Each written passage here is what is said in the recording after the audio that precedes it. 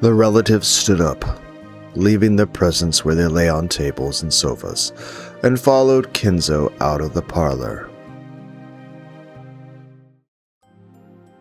They did not open them.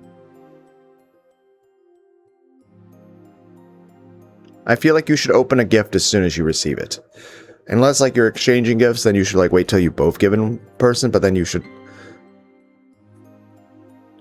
like the gift should be open within minutes. I feel this is weird. Only Angie remained standing there stunned as she clutched the present Kinzo had given her.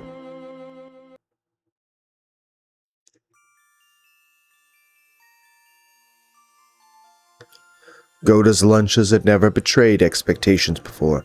When Hideyoshi said that these meals were the only reason anyone ever came to these family conferences, everyone laughed and nodded. The delicious food caused conversations to erupt all over the room. "You've gotten so big. How have you been lately?" "Pretty good." It was a fun meal, with everyone asking each other about the latest and laughing questions. The Ushiromi family sat at meals in a specific ranked seating order, so the adults, siblings, cousins, and spouses all sat in groups, so conversations sprung up naturally. Angie had withdrawn slightly from the cousins' chat and was looking around the dining hall. What are Kinzo and the adult siblings doing? Their conversation seemed to be peaceful and fun. Most of the time, the siblings were mothers or fathers of their own households. However, when they gathered together by themselves in front of Kinzo, the burden was lifted from their shoulders, and they became young and as bright as though they had gone back to being kids again. Rudolph, who was usually an easygoing father, who nonetheless had a sense of dignity, became so bright and cheery in this group that it almost looked like there was another battler. Even Kinzo looked peaceful and relaxed. He didn't say a word about money or the inheritance. In fact, he didn't even insult his children or call them incompetent. He just looked like a happy old man, genuinely pleased to have his whole family together for the only time this year. This group of spouses was just as harmonious.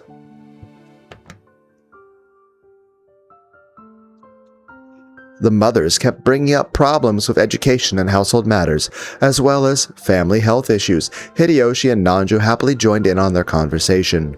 And what about the cousins? There was no way such an enjoyable meal with such a fun group of friends could fail to be raucous.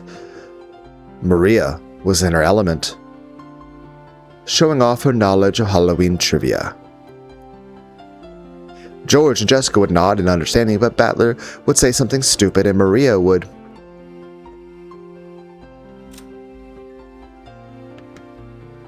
laugh at him. Ushiromiya Angie, Rudolph and Kairi's daughter, Battler's younger sister from a different mother.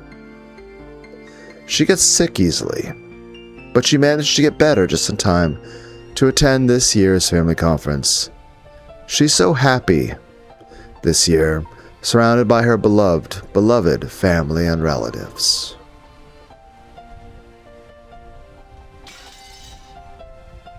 If I wanted, I could easily join in on that conversation. And if the dessert caught my attention, I could easily slip out of the conversation too. It was happiness, both fun and natural. It felt like waking up from a daydream, to be greeted by the rays of the springtime sun. According to the weather report, we can expect a big storm sometime tonight. It's supposed to be a typhoon. Looks like we'll be stuck here for more than one night again. I do not mind in the least. You may stay here as long as you wish. If it would mean seeing my adorable grandchildren's faces more, I would pray for rain every day. Give us a break. We do have work to get back to. Why don't you leave the island, Father? That way you could see your grandchildren whenever you wanted. True. Living on a remote island may have a sense of majesty, but haven't you had your fill of it? It's too noisy in the city. Are we going with that Kinzo has too much social anxiety to go places? I much prefer a quiet island, with no one on it but my family. I like it here, but in Rakajima something happens. It would take some time for a doctor to arrive. I agree. At your age, I think you should at least consider moving to Nijima. I am old now. I want to live in peace, surrounded only by my family. And I am satisfied. I have this island to make that dream of mine come true. Father? Also, you do have a doctor here. It seems I've gotten you all down. Ladies and gentlemen, this ends Goda's lunch. Grandchildren, it will probably be raining constantly starting tomorrow. Now is your last chance to see clear skies. Why not enjoy the flowers and then take a walk on the beach? That sounds good. Okay, everyone, let's go. I want to see the flowers and walk on the beach. We can collect shells and collect glass too. Collect glass? That sounds a bit dangerous. Fragments of glass get washed by the waves and become round, beautiful gems, which drift ashore. Did you forget, Battler? Remember how we used to pick them up together? Oh, were those glass fragments? I always thought they were just pretty stones. Have you ever seen a glass gem, Angie? No? Then let's go. I'll show you. Let's go, let's go. But the first to see them gets to keep them. I'm gonna get them all. In that case, I'm not gonna lose either. You gotta say either or either. Let's see who can find the prettiest, biggest glass gem. Are we just going to the beach to collect trash? Biggest glass gem, alright. At times like this, why not be a kid? I'm not gonna lose either. Then we'll head down to the beach. Indeed. Take it easy and enjoy your time together, grandchildren. The cousins rose from their seats and noisily left the dining hall. Maria grabbed Angie's hand and dragged her along. However, Angie's expression was vague and absent-minded, the opposite of Maria's full smile.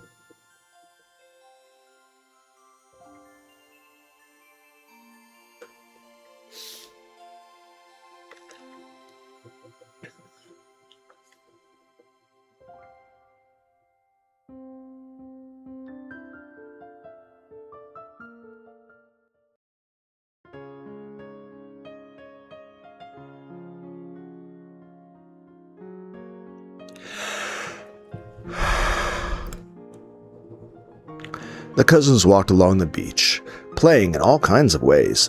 They searched for bits of glass polished by the waves to become small and gem-like. They caught up on the news of each other's lives and joked around. They wrote words in the sand.